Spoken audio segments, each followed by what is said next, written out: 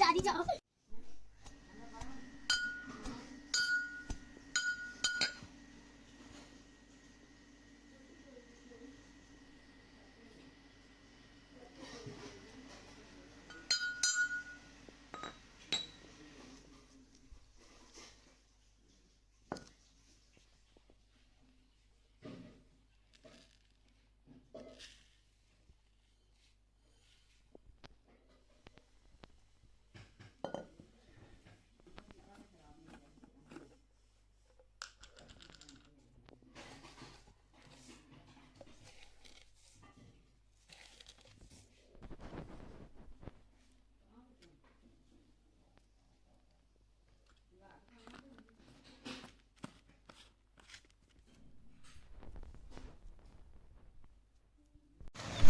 हाँ जी, तो भाईजान ये देखें चूज़ों के लिए दाना है।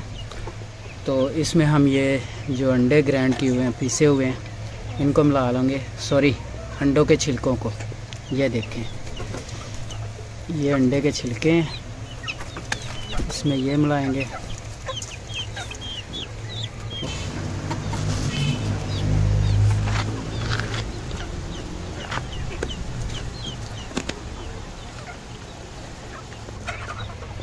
जी, तो ये देखें, इसमें से तो चूज़ों ने खाना शुरू कर दिया अंडे के छिलकों को।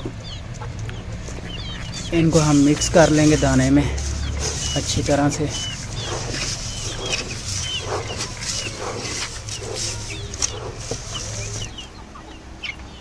हाँ जी, ये देखें,